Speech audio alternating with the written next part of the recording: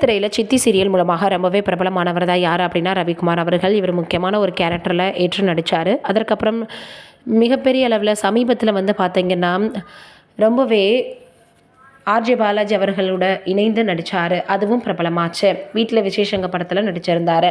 அதற்கப்புறமாக பாலச்சந்தர் அவர்கள் இயக்கிய ஒரு தொடர்லையும் இவர் வந்து நடிச்சிருந்தார். அப்புறம் பாலச்சந்தர் அவர்கள் இயக்கத்தில் ஒரு படத்துலையும் இவர் வந்து ஒரு டாப் ஹீரோக்களில் ஒருவராக ரஜினி கமல் அவர்கள் கூட நடிச்சிருந்தார். தொடர்ந்து மலையாளத்தில் 100 படங்களுக்கும் மேலாக இவர் வந்து நடிச்சிருந்தார். வீட்டில் விசேஷங்க அப்படின்ற படத்தில் நடித்தது தான் இவருக்கு கடைசி படம். அதற்கப்புறமாக இவருக்கு புற்றுநோய் இருந்திருக்கிறது தெரிய வந்திருக்கு. சிகிச்சை கொடுத்து வந்திருக்கிறாங்க.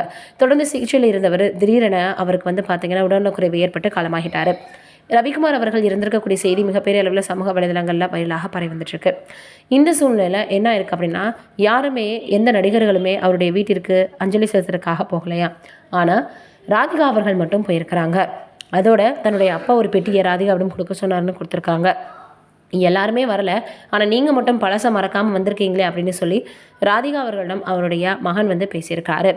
ராதிகா அவர்கள் சின்னத்திரையில் ரொம்ப ஒரு கோலோச்சி இருக்கிறதுக்கு காரணம் அவங்க ஆரம்பித்த முதல் சித்தி சீரியல் தான்.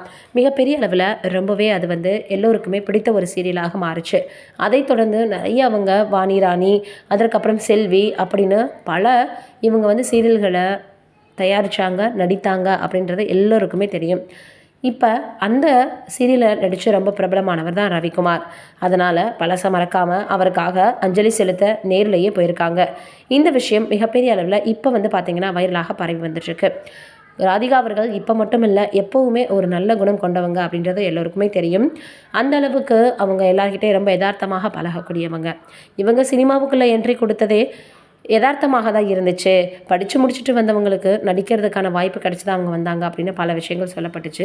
இந்த சூழ்நிலையில் இப்போ ரவிக்குமார் அவர்களினுடைய இந்த சடங்கில் அவங்க போய் கலந்துக்கிட்டது மிகப்பெரிய அளவில் சமூக வலைதளங்களில் வைரலாக பரவி வந்துட்டுருக்கு. நம்மளுடைய சார்பாக ரவிக்குமார் அவர்களினுடைய ஆன்மா சாந்தி அடைய கடவுளை வேண்டிக்கலாம்.